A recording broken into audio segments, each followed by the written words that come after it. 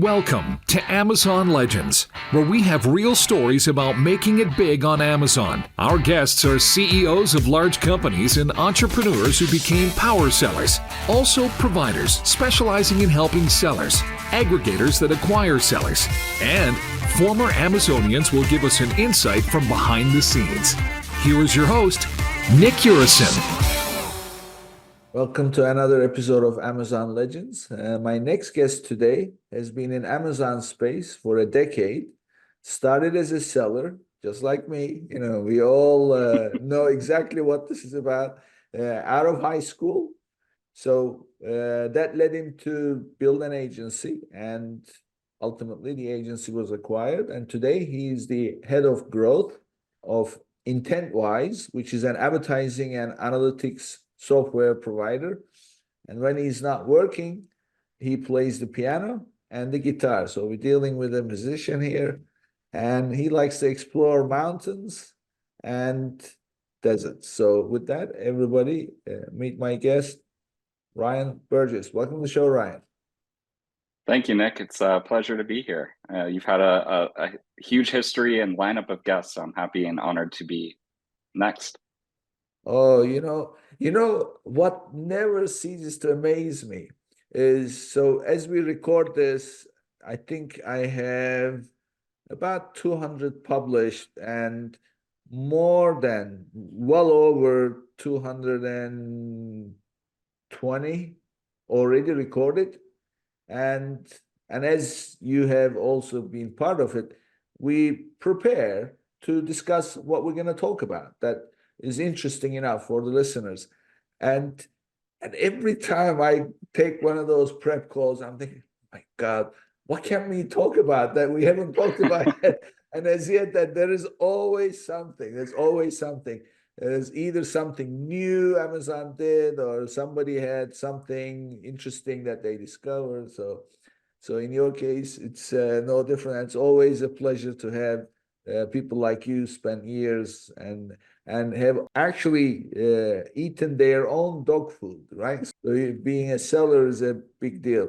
So for my listeners, I want to set up today's conversation. So we have many episodes digging into different aspects of building or running an Amazon operation, from inventory to keyword to you name it. But we've never done anything like what we're going to do today. So today we will design a whole advertising plan. So from soup to nuts. So somebody who is planning or who is already running as a seller different advertising campaigns, they will be able to pick up something. So we'll go from start to finish and we'll cover it all. So with that, Ryan, where do we start? Definitely. Well, Nick, I know, that was a great intro. And I think one thing that's really important, despite all of the new things that are constantly coming out with Amazon, is to focus on the basics and to ensure that your foundation is set up correctly. So I'm excited to dig into today's topic of how to structure and set up your campaigns. Now, the first step really for any advertiser, whether you're existing, you've been advertising for years, or whether you're just getting started today, is to set the right goals. And so a lot of people say this, of course, and you might be thinking ACoS goals, spend goals, sales goals, like what goals are we talking about? And I like to think of it quite simply as, what is the goal of advertising on Amazon in the first place, right? And fundamentally, what you're trying to do is simply drive traffic to your listings that you wouldn't have had before. And the goal of the advertising with Amazon, specifically on sponsored ads, all of the search-based advertising, is to essentially identify all of the keywords that could be searched for your product. There's a finite number, there's infinite number of keywords that exist, but only a certain number of them will ever be relevant to your product. So how do you structure your campaigns and your strategy to go and find those keywords and then separate them into two buckets, the ones that do convert for your product and the ones that don't? And so with that in mind, this is a strategy that I call search term isolation, which is the process of constantly researching new search terms and sorting them into two buckets, the converting and the non-converting, so that over time, you eventually have a huge list of very profitable converting keywords for your brand, and you also know what to stay away from.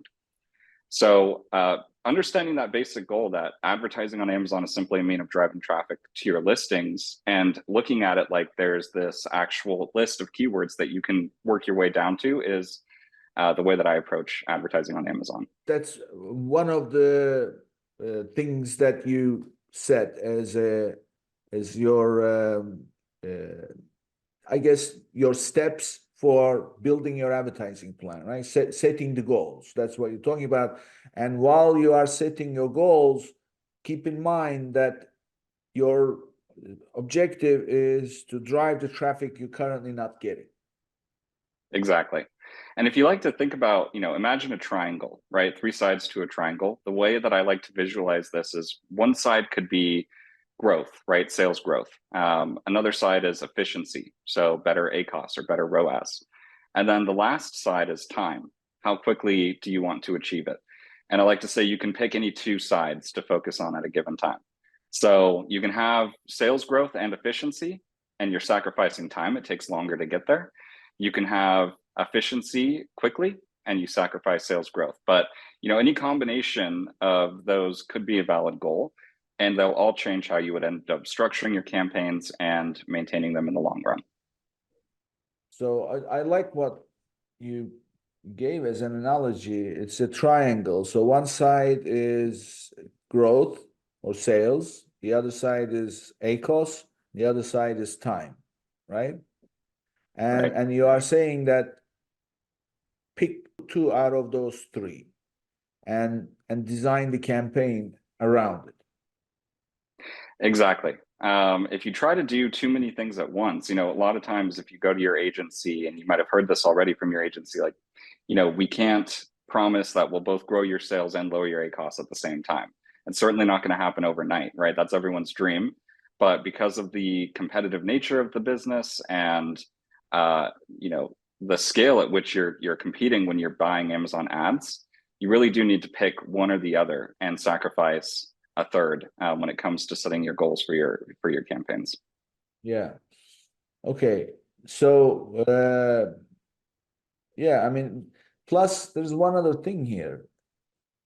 Nothing exists in isolation, right? So what's working today, tomorrow may not work. It's called consumer behavior. You never know. I mean, if you ever can anticipate how the consumer is going to behave, you'll be probably one of the richest people in the world.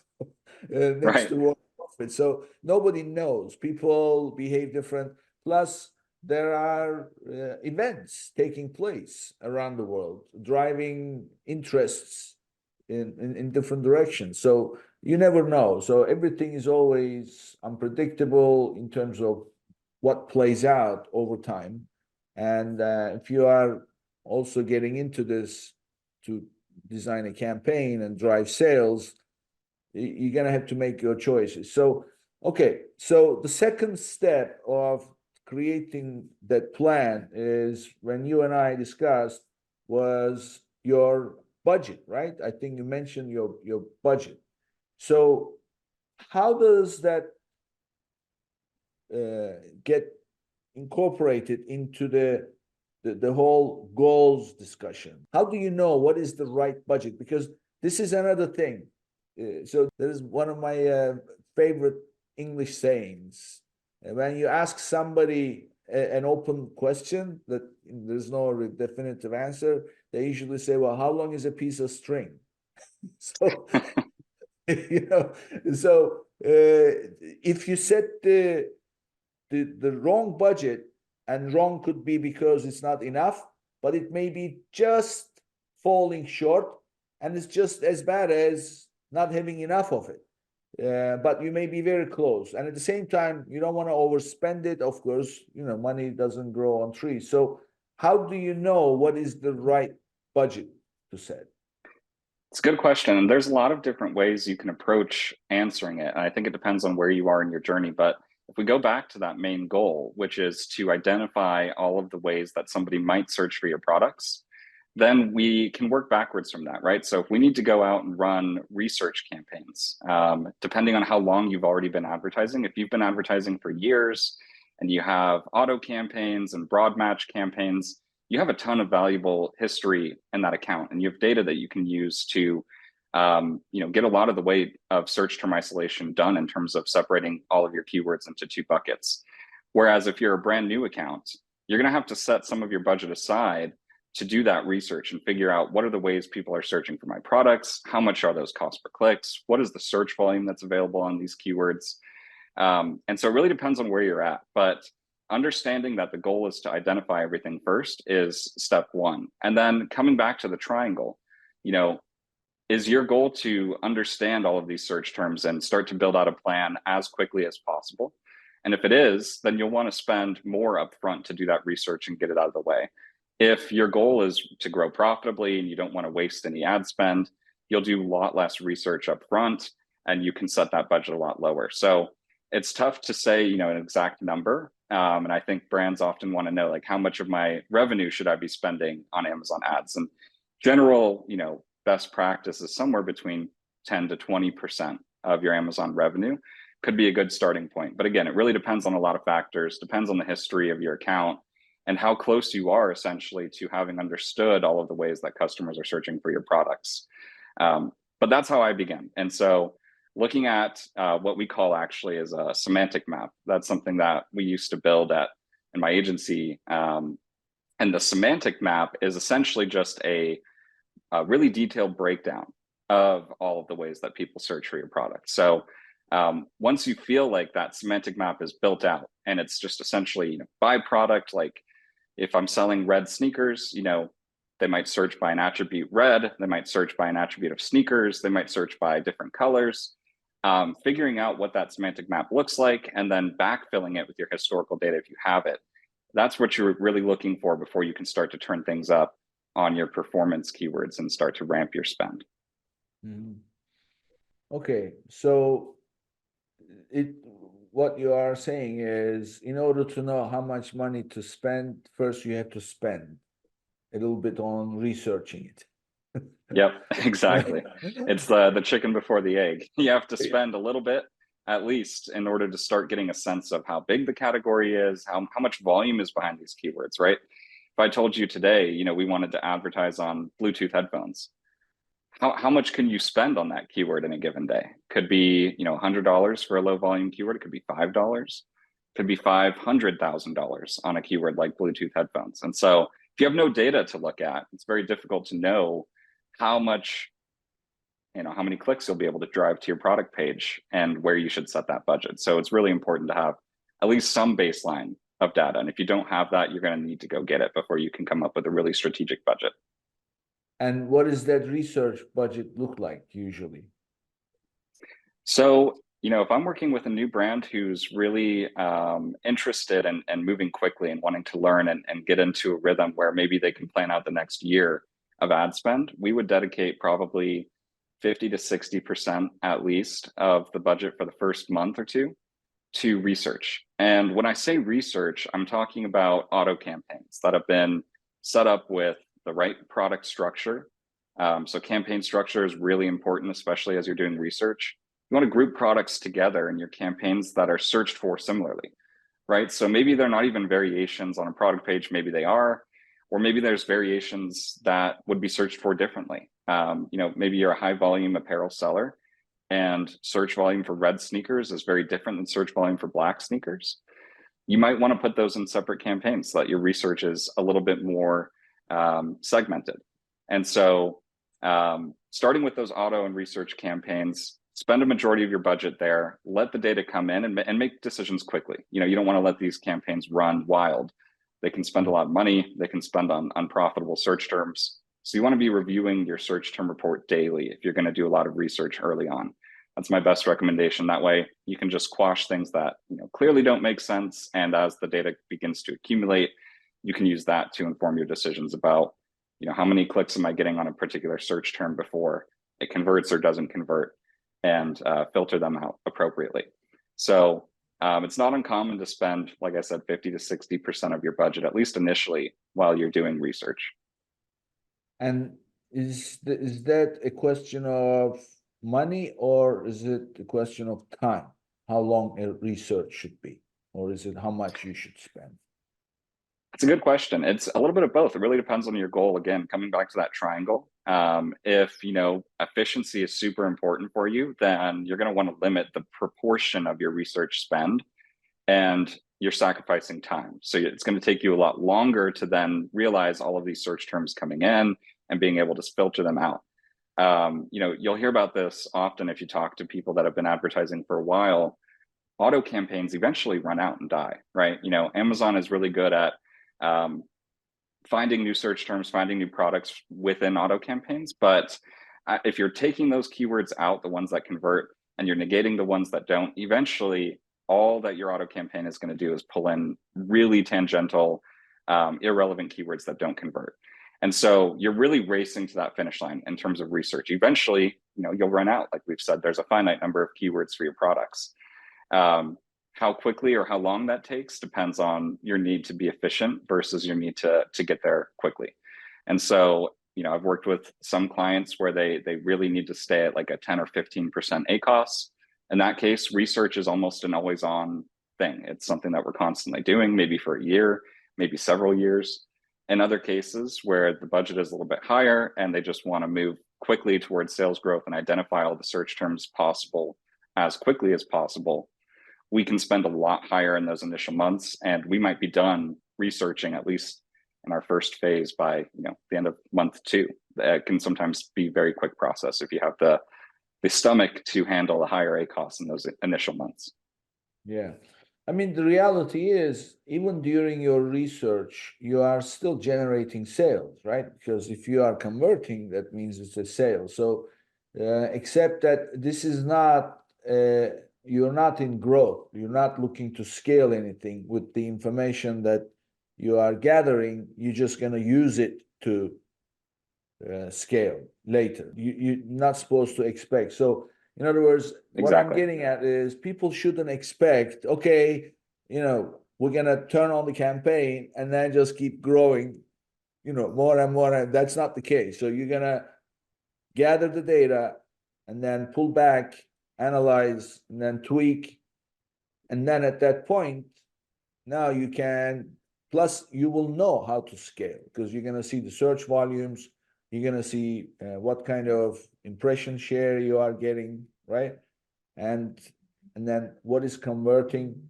So the other thing is, I learned this a long time ago, and I always tell people, this is not like, okay, the work is now over, let's launch, and then just keep shipping. No, all you've done is you have prepped, because with the data that you collect, based on what the data shows, you're going to have to go back and maybe redo some of the titles, redo some of the bullets, and most important, redo some of the pictures, probably, right? Based on conversion. Would you agree? It's definitely agree. I think it's almost, it's an investment. This is what we would tell our partners. It's an investment in your business and your advertising.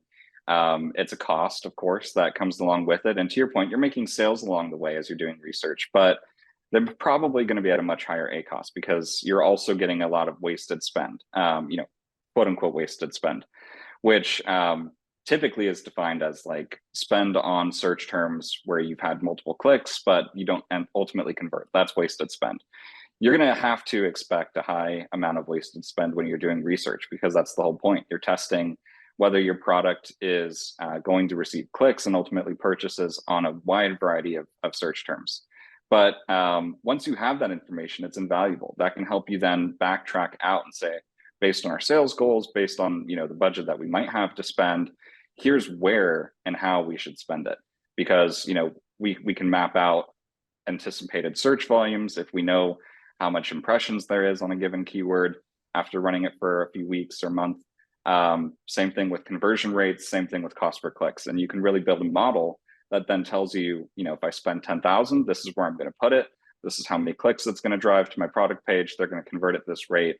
And this is going to be our anticipated ACoS if we run a campaign at this level of spend. So getting there, it's really an investment in your brand. It does require a thick stomach for the first couple of months, but you'll be much better positioned for the coming years if you take the time to do it correctly. Yeah. I mean, I have I don't want to say formula, but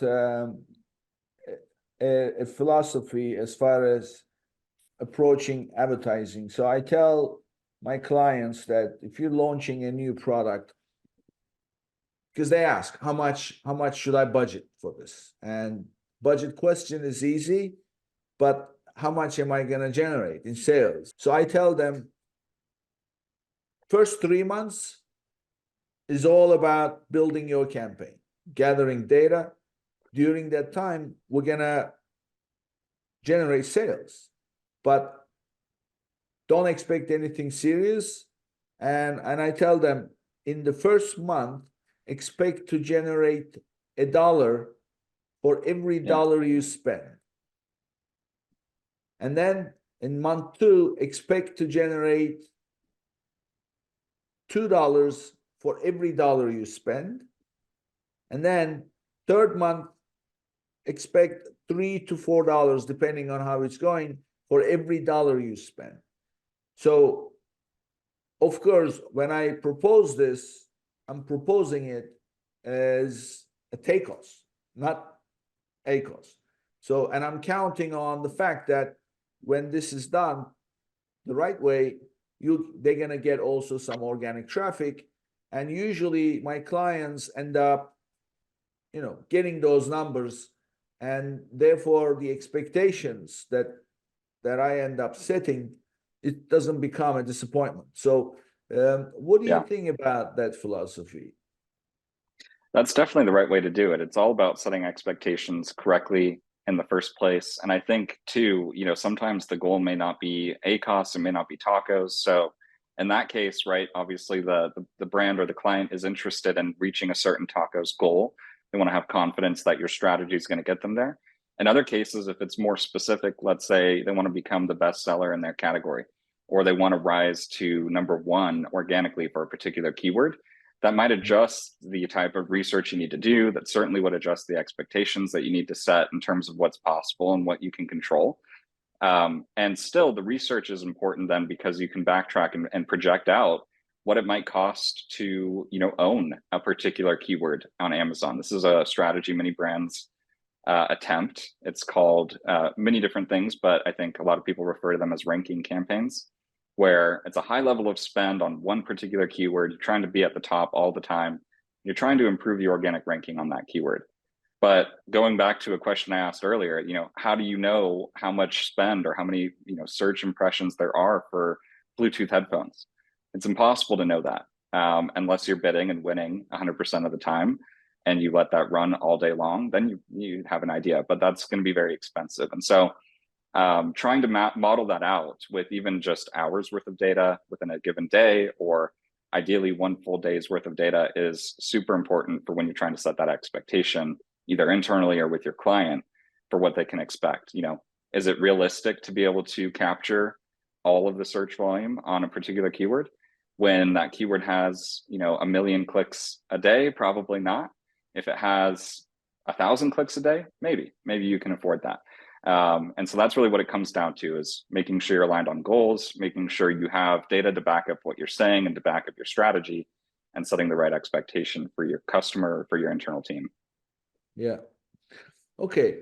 So let's now continue building the campaign. So building our advertising plan, so to speak. So we know that we have to set the goal. So out of your triangle, and we know that, everybody is different, of course, but what I would like to focus on is sales and also ACOS, and doesn't matter how long it takes, as long as we are doing it steady and then we are making progress.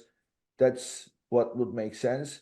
So if I was doing that, and then we do our research and we set the goal, so how do we plan the rest? Because I heard you mention there are 2 buckets, right, for keywords. So walk us through the rest of designing the campaign.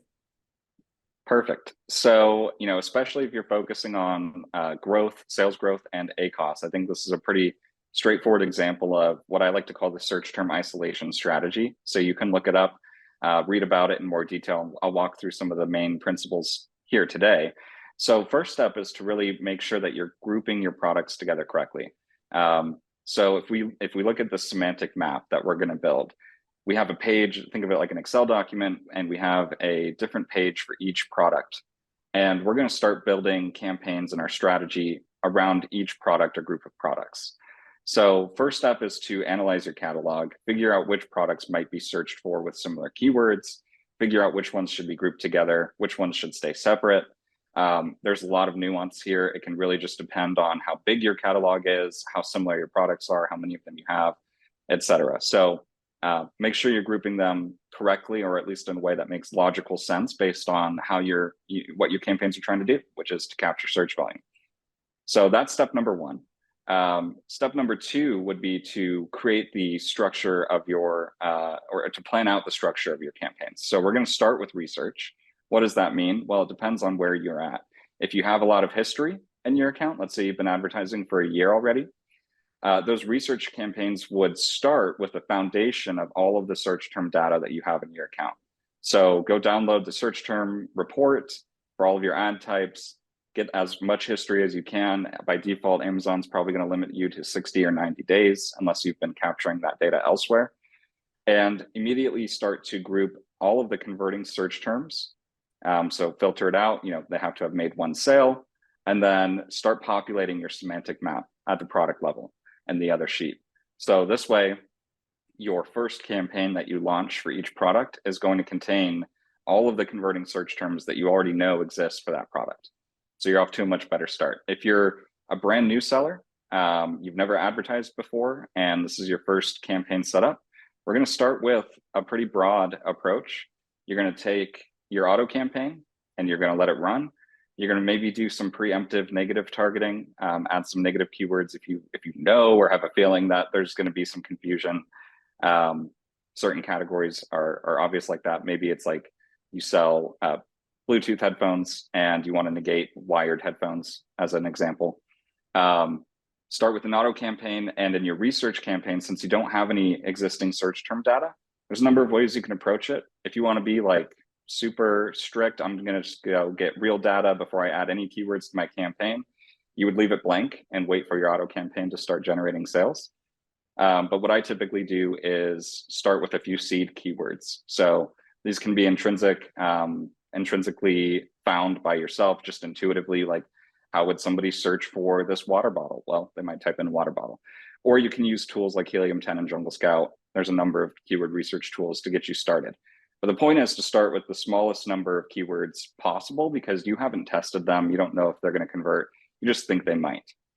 So that's sort of step one, is let's start to populate the research campaigns. And in my case, I start with sponsored products ads every time.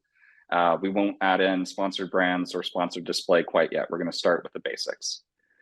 So after you've harvested some of that initial data, you have a choice to make, right? If you're an existing advertiser and you have years of history, do you build new campaigns or do you take over existing campaigns that were in the account already?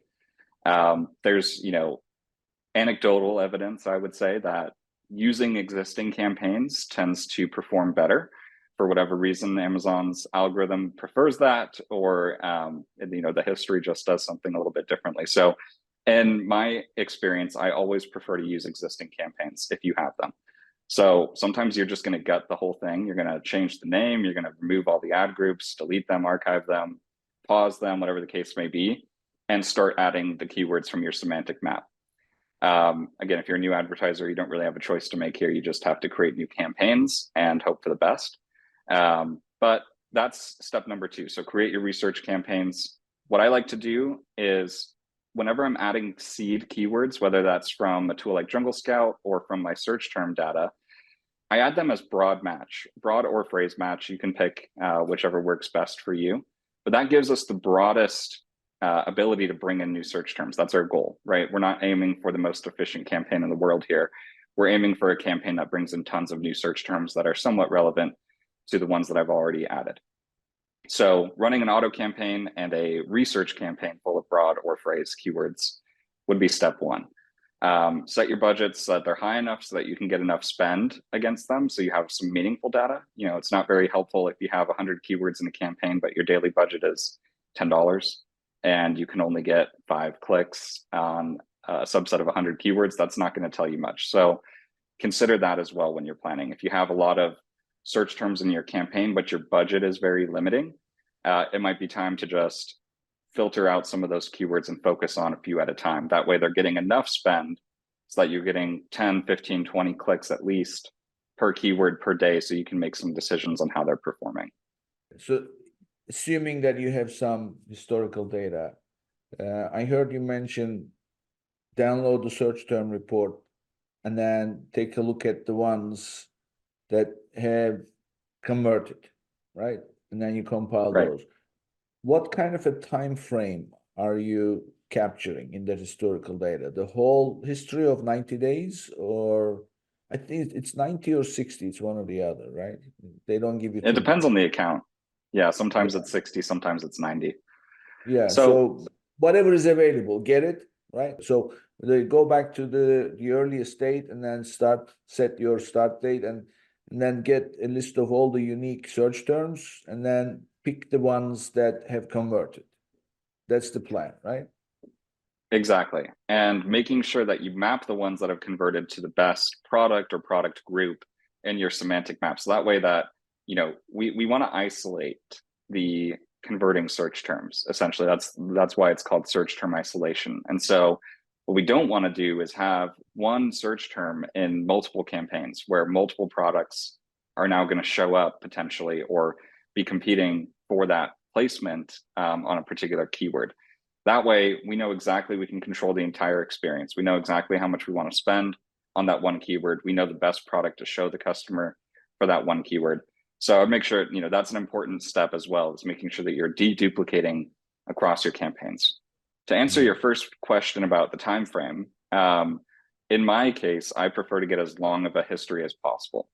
If we go back to the original goal of trying to discover every search term, whether it's good or bad, the more history you have, the better. Now, you need to make sure that it's a complete history. So again, going back to meaningful data, you have to have enough clicks and you have to have enough spend on each search term before you can categorize it as good or bad. If you download 90 days of search term history and you've got a list of 1,000 search terms, each of which only has 1 or 2 clicks, that's not enough data to know if it's a good or bad keyword yet. So you kind of have to leave those in the mix and wait for them to accumulate enough clicks. How do you know when you've had enough clicks? It should depend on the conversion rate, right? So if your product's average conversion rate is 15%, or let's say 20%, so it's easy math, that's 1 in 5 viewers of the product page is going to buy. So if you have a search term for that product that has received 15, 20 clicks and not made a sale yet, that's a pretty good indication. It's 3 or 4 times worse than your conversion rate. Pretty good indication that that keyword might not convert, or at least might not convert very profitably for you long term. So that's the frame at which I look at it. Yeah, so you just put something else in the mix in a very subtle way, I have to say. So you look at the conversion rate during the same time frame on a listing and then compare that to the conversion on the keyword, on the search term. And that comes from business reports, right? Right. And you need to be spending a ton of time in business reports as you're building out your strategy. I think that tells you a lot about, obviously, conversion rate. It tells you a lot about the number of sessions to your product page. How many of them are driven by ads versus driven organically? This can all be helpful information in determining which products you group together, how many clicks you should allow a search term to have before you decide to negate it, and et cetera. So it's really important to make sure that you are mirroring or matching, I should say, that Seller Central business reports data at the child ASIN level with your ads data and your ad strategy at search term level. It requires both to make sure that you're going to have a successful strategy. As you know, Amazon often loses inventory or overcharges fees. With Arti, you can now recover up to 30% of your lost revenue. at a monthly flat rate of only $99 with no commission fees for unlimited reimbursements, you can increase your bottom line. Their automated Amazon compliant process ensures hassle-free refunds. Visit www.getarthi.com/legends and sign up today to get 1 month free and discover your recovery potential. Okay, so the way to use the business reports is to look at the conversion rate at child SKU level, how you are ordinarily perform. Well, not ordinarily ever, because that's the whole thing, right? Advertise, organic, whatever is hitting the product detail page, that's what you are converting, and you are using that as a reference to get a sense of the conversion rate on your search terms. That's right. And conversion rate is really important, not only just for determining how many clicks a search term should have before it's considered good or bad, but it's important in the greater context of Amazon's algorithm. We know this through experience. Probably two of the biggest factors in the Amazon's organic ranking algorithm are sales velocity. So over a short time period, how many units are you selling? And is that velocity increasing or decreasing? And a big part of that is conversion. So, when somebody lands on your product page, whether they got there from an ad, whether they got there organically, or they got there from Google, it doesn't matter. Amazon wants to see a strong conversion rate because that indicates a strong customer experience with that product, which is ultimately their goal. So conversion rates are really important to pay attention to, and it's going to come in handy again if you intend to launch ranking campaigns in the future. You need a product with strong conversion rates and a keyword or a search term with strong conversion rates in order for a ranking campaign to have any chance at being successful. Yeah. So there is something that I had one of the former Amazonians who was pretty high up in the category, managing the category. And what she said was Amazon's expectations are no matter how much traffic a listing is getting, your conversion rate to be stable if that listing is built correctly and it's optimized. So I thought, because when I was talking, we were talking conversion rates and click-through and impression share, and I said, well, your conversion rate is bound to drop when you drive more traffic. And she said, that's not our expectation. So I thought, wow, they don't take any prisoners, do they? They don't care. And at the end of the day, they are not the ones getting the conversion; they're just getting paid.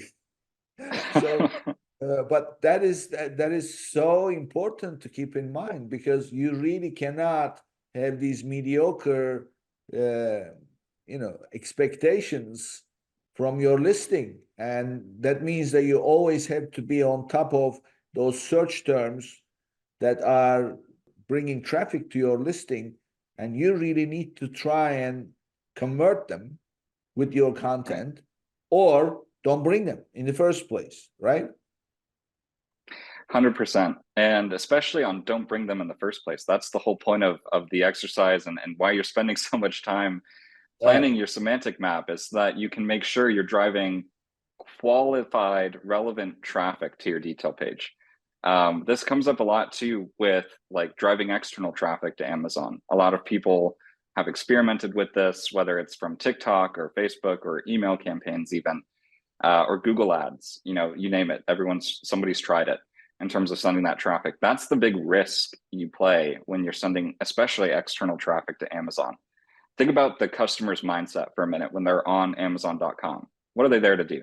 They're there to buy something, clearly. Right. They're not necessarily in that buying mode when they're opening their email or when they're on Google. And so if you're funneling a high volume of traffic from off of Amazon to Amazon.com, while Amazon generally likes that, you brought them to Amazon, if it brings down your conversion rate because they're not in that buying mode and they're not ready to purchase, it can be a detriment to your overall organic ranking long-term to have a strategy like that. So whether it's external traffic that you're driving or it's Amazon ads traffic, you need to make sure that it's relevant, it's qualified, and that it converts at the same or better rate as your product already did. Otherwise, you're going to do more damage than you would good long term, especially as Amazon starts to question whether your products are actually relevant for the keywords you're bidding on. Yeah. There is an old saying which pretty much sums up this whole strategy. Accentuate the positive, eliminate the negative. That's your search strategy, advertising strategy. So, okay, now I have a question for you. So we went through this. If you have historical data, get the report downloaded, everything available within what's allowed, and get a list of all the search terms that have converted. What about the search terms that have gotten click-throughs but not converted? Don't they count?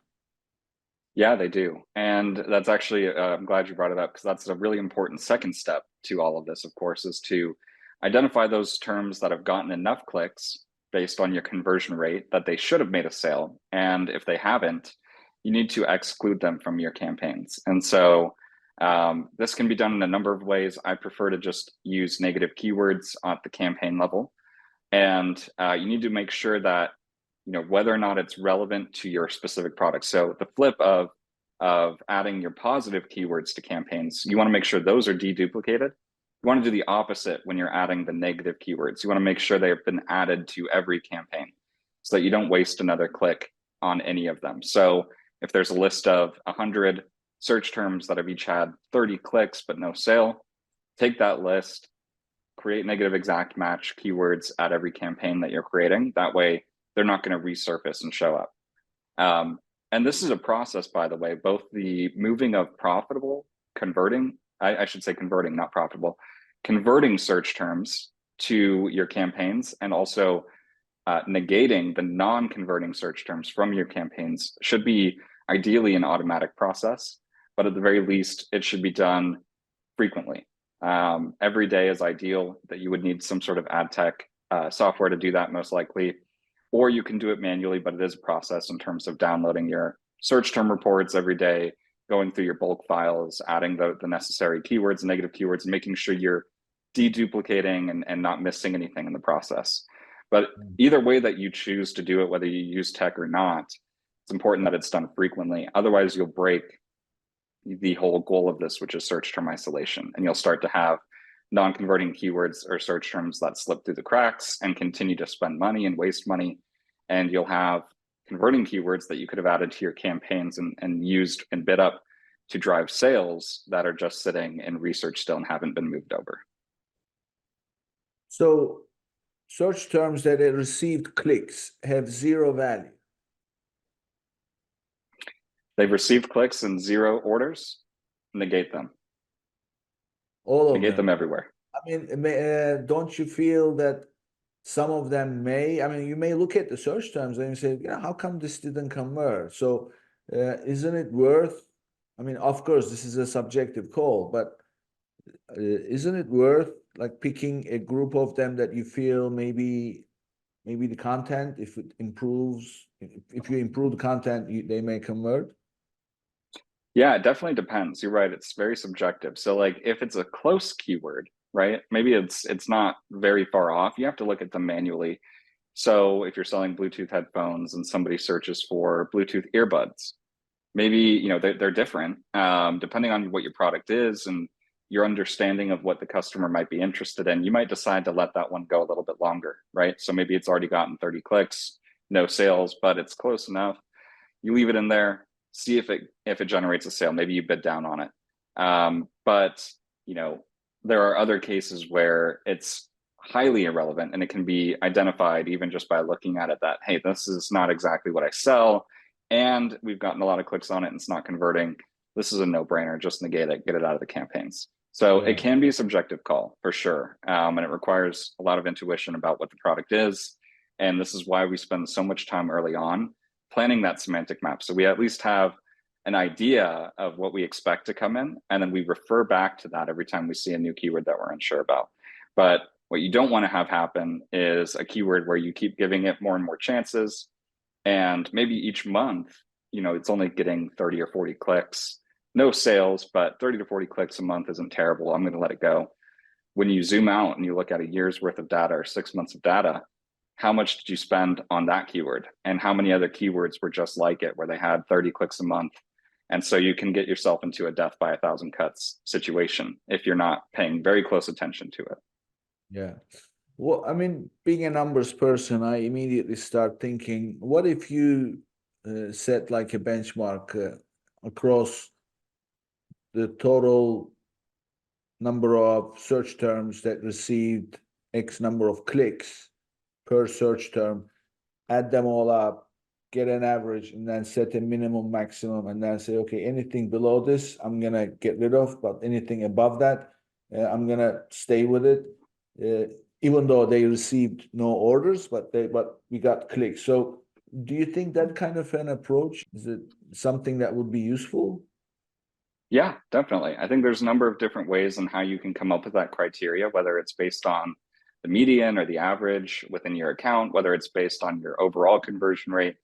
There's a lot of different ways you can arrive at that number, but you should have some sort of data-backed criteria so that it's not entirely a subjective discussion every time. Like, do we have to move this? Well, we want to look at it from a subjective lens, but we also want to have a cutoff point where, okay, we've decided that whether it's in 1 month or 2 weeks or 3 months, collectively, this product or this search term and product combination have received enough clicks and no sales to warrant further spend. So it's definitely a good way to think about it. Yeah, I just heard you say something which is really the emphasis here. Data-backed criteria, not subjective, because that doesn't matter how much data you're going to be able to handle. Otherwise, you have to go through one by one. It helps to have a little bit of both early on, but I mean, Amazon's algorithm isn't looking at it subjectively, right? They're looking at hard data. They're looking at every single click and whether it led to a positive experience for their customer, which in Amazon's eyes is an order. And so if you align, the way that you're setting your data-backed criteria with the way that Amazon is clearly looking at it, I think you'll have success. Yeah. Okay. I'm going to throw something else in the mix and tell me how you use it. Search query performance. Do you ever use it? So, no, I actually don't have a ton of experience with the search query performance report myself. This is something that came out after I stopped running my agency. So I know that a lot of brands are getting value from it. And if I understand correctly, it shows you the overall position of your product for a given search term, right? Oh, okay. So let me tell you, I would definitely recommend diving into it because you're going to have a blast. So first of all, what it does is it gives you the top 1,000 keywords performance for your listing in terms of, for each search term, this is total in organic and paid combined. Search terms, search term by search term. What was the search query volume? What was the number of impressions, total impressions on that search term? What percentage of those impressions you received? Yeah. From those impressions, what was your click-through rate? What was the click-through rate in total?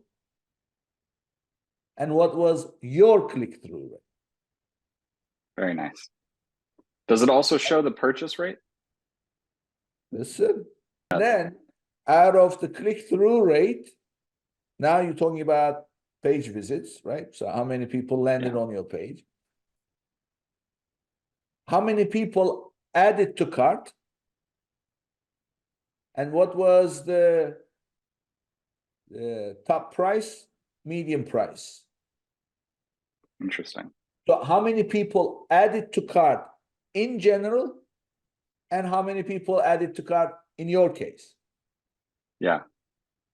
And then the last piece, out of those who added to cart, how many people purchased in general, and how many people purchased in your case?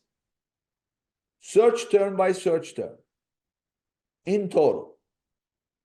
Includes the paid and organic. That's in Very the cool. search for 1,000 keywords. It sounds similar to, or maybe like a massively upgraded version of the old brand analytics reports, where you could get some of that information in terms of click share and who was showing up in the top 3 and who had the highest purchase share. But this I could see being very valuable, particularly for ranking campaigns, right? So it's showing you the top 1,000 search terms for your product or for your category. This could be, probably the only way to get category level information from Amazon on how you're doing compared to your competitors. So especially if you're running those, those ranking campaigns trying to get to the top, this is what you should be looking at, it sounds like. There is another report called Top Search Terms. And if you go to Top Search Terms, what you do is as soon as you click it, bang, it gives you top search terms on Amazon, period. Yeah. And then you can plug in a search term, and then you can see the top search terms associated with that search term. And or you can do categories. So that's the top search term report. But on this particular one, the search query performance, it's available in 2 ways. One is it's available at brand level, and the other is it's available at SKU level. So if you select the SKU level report, there is actually a drill down. If you click on that each search term, then on the next page, you can see the top ASIN, the second ASIN, and the third ASIN. And from that, you can calculate your customer acquisition and all that stuff. So how much it's actually going to cost you, because you can see the total market size, everything. It gives you everything. So check it out. It's a really useful report, and there are many ways to utilize it. Sounds like Amazon, I mean, we know this, but Amazon gets better every year with the amount of data that they're willing to provide and share to our selling partners. Yeah. This is what I say, go back 100 years, okay? You had doctors all over the place, right? And you would go, and then they would have a pretty good idea, and God forbid something serious, you would have an operation, and then you would go and you would have the main doctor operating on you, and then you would have somebody to put you asleep, and that was pretty much it. Now, if you ever have a problem, you've got 8 doctors involved, because the medicine has become so fragmented. Everybody specializes in something, some small piece of it. That's what Amazon is going to be at the end of the day, because it's all about data. And what it's not only about data, it's about data and what you do with that data and how you do it. So those are all going to become more and more and more fragmented. So it's the tip of the iceberg.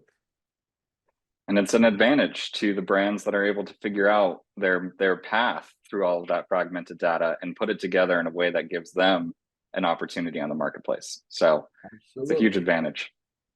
So I have a bombshell piece of information for you. Let's hear it. So what is the purpose of achieving organic rank?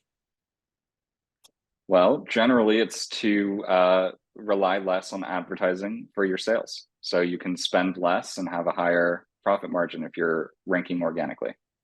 Okay, so what does organic rank get you?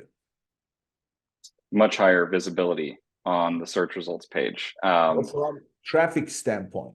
Well, the answer I'm looking for is it gets you organic traffic, right? Right, gets you plenty of free traffic, essentially. Okay, so you have paid traffic, free traffic, which is the organic traffic. So if you rank organically on a particular keyword, so the expectation is when people go search for that keyword, you will show up without having to pay for that keyword, and people will click on it, and then they'll come to your page. So therefore, you will drive organic traffic, right? Right. So that's the expectation. So in other words, if you rank high on a number of keywords, then you will receive from those searches organic traffic without having to pay for it. Tons of organic traffic too. Yeah. So that's the expectation, at least. So would you be surprised if I said to you, if you look at the total number of clicks in your paid campaigns, they are almost the same as what search query performance shows, which is total number of clicks combined, organic and paid. Would you be surprised? Yeah. I would be surprised initially, because it doesn't make logical sense. But also, I've been around the block with Amazon enough times to know it doesn't always make sense. So it could be something else happening in between the lines there. I am starting to elevate how much I bring this up in different episodes, because this is a new discovery. So I would highly recommend, as soon as you wrap up the recording, go check. Log into search query performance, download, take any time frame and download, and then total up the clicks on those search terms, and then go do the same thing on the paid. Now, the next thing you do is you go to business reports and look at the total traffic, because business reports is everything, right? It's not just search. Right. Everything. You know what you're going to find? It's even higher. Paid search and search query performance will be fairly close, and paid search will be a little bit higher, but they will be at least half of what business report shows, and if not less, which means that organic traffic comes from anywhere but search. It's very interesting, especially watching like how Amazon is offering all of this data and tools, and trying to figure out how to use it can be a challenge in the first place, but especially when it doesn't make logical sense when you connect the reports together. This is what you're saying when it's all fragmented, is not only is it fragmented from where you have to go get it, but it might not really line up in the same story. No, I mean, look, it's very simple. If you spend money to bring 1,000 visitors, and then at the same time 800 visitors came from searching in total, but there were 3,000 visitors on your page, that means that balance of the 2,000 at least, they came from different places without doing search, no search. Because you didn't pay for it. It's not in search query performance. So therefore, they came from other places, emails, external, you name it. So what this means is, and if you are able to, by the way, track the external traffic through attribution, you can also subtract that. And then you can see the true organic traffic that hit your product detail page. You're going to find it is anything but search, which then brings us to, okay, what is driving it? It's clear, not search and organic ranking. So what are we doing all this work for? We're doing all this because if you don't have that good graces of Amazon's mysterious organic traffic, you're going to need the search. You're going to need the paid ads. Well, I tell you why you're doing this. You're doing this for sales velocity. Yep. Because what's happening here is, this is our latest discovery, and I'm very excited to share it with all my guests. What is driving it is BSR. And what's driving the BSR? That's sales velocity. So if you don't advertise and you don't drive organic or otherwise, ranking doesn't matter. So what Amazon wants you to do is keep driving sales. And if you keep driving sales, your BSR goes up. And if your BSR goes up, they start pushing you all kinds of organic traffic. This is the very simple dynamic of the whole Amazon system that, that's what the data shows. It's very interesting. And that's exactly how you can reverse engineer, your budget for the year, your goals for the year is if you want to be in that position, bestseller rank, go figure out what the best sellers in your category are doing. How many units are they moving? And what would it cost you in paid ads to move the same number of units, assuming everything else was equal? And you can back into your number. This is how much traffic we need to drive to sell this many units. And this is how much that traffic is going to cost us. Yeah, it's amazing, all these things. So it's a great conversation, Ryan. So this is now where I'd like to get to know the guests more, because clearly, I mean, you've been around, you are a person of methodology, I can see. So share with us a little bit of your early life experiences. I'm not interested in the resume part. Start with, where did you grow up and how did you become interested as a kid in things that you're doing today? Good question. I mean, so I grew up in San Diego, California. Grew up going to the beaches, to the zoo, the world famous zoo that we have here. And I had a passion early on for technology. So anything that, I could get my hands on that had a screen that I could take apart and figure out how it worked. I would take apart like CD players and radios and make the motors do different things. And, my obsession or fascination, I guess, with technology brought me to, in the early days, like when I was still in middle school and high school, to eBay. That's actually the first place that I found something where, hey, I can make money on eBay before I'm even old enough to get a job, technically, in the US. And all of my friends are out getting jobs, and I'm selling, whatever I can on eBay. And so that's how it all started. And of course, eBay has its challenges, but back then it was real fun. So I would combined my two hobbies, my passion for making money and my passion for fixing things. And I started my own little business right after high school, where I would go buy broken electronics, cell phones, laptops, whatever it may be, things that I knew I could fix myself. And I would buy them for cheap, get the parts, fix them, and resell them on eBay. And eBay was fantastic for that. And I had a good ride, learned a lot about, some of the basics of e-commerce doing that before getting into the Amazon space. But it started off on eBay, believe it or not. And I know a lot of people have a similar story to tell about how eBay was the first place where they began selling. Yeah, it was easy. So how did your family take this? I mean, did they like the fact that you were doing this and making money without really graduating first and getting a job properly? There was a bit of skepticism, I'll say. It's like, oh, how long is this going to last? Or, what kind of a career, exists in marketplaces? It was all a little bit new still to everybody then. And it's funny, I actually did a lot of this on the side while I was working a regular job at Chase Bank. I was a fraud analyst at their headquarters in Tempe, Arizona. And I worked a late shift. So I would go around in the mornings and buy my iPhones and fix them up in my car. And then I'd get to the break room at work and list them all on eBay, and they'd be sold by the end of the night.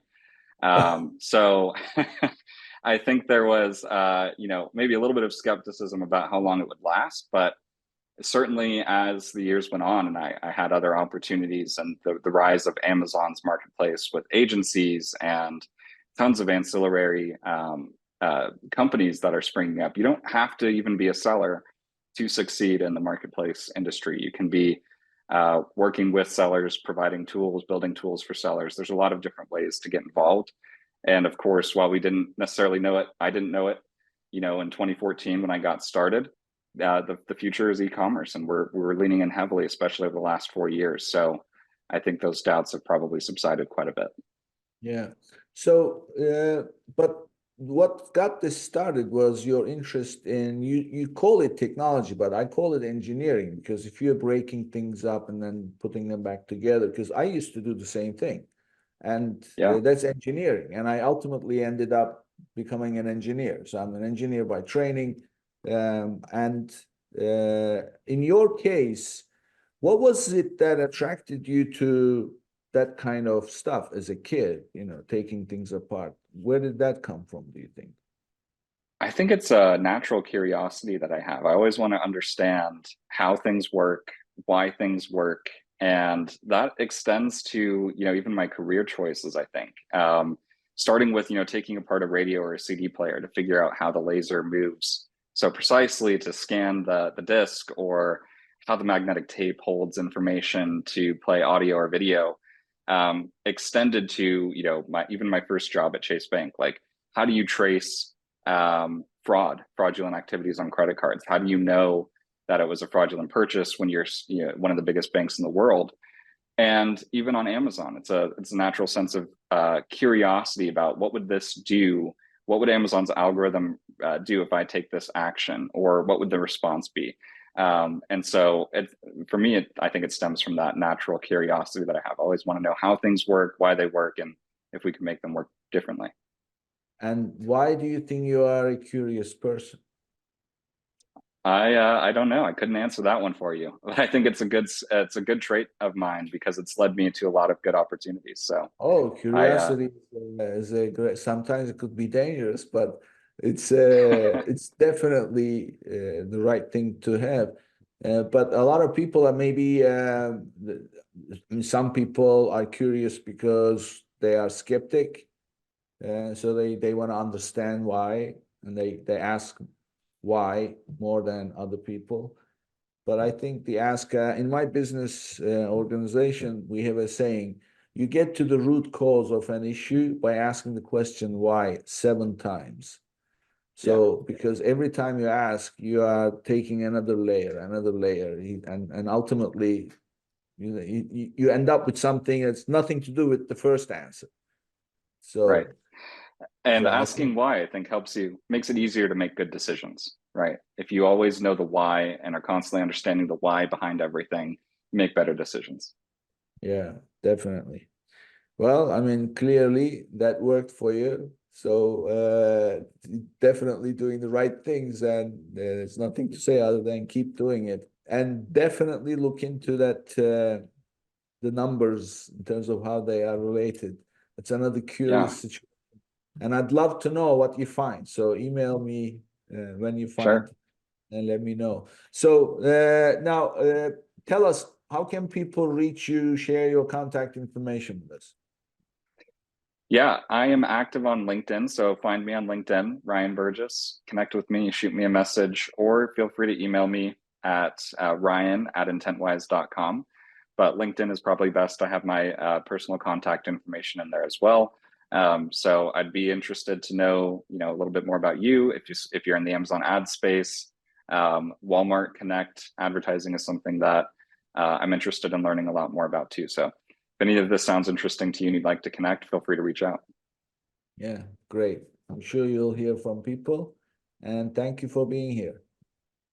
Thank you, Nick. This has been real fun. It's a great conversation. I feel like we could go forever. Oh, yeah, absolutely. Before you go, make sure to sign up with Aarti and claim your lost revenue.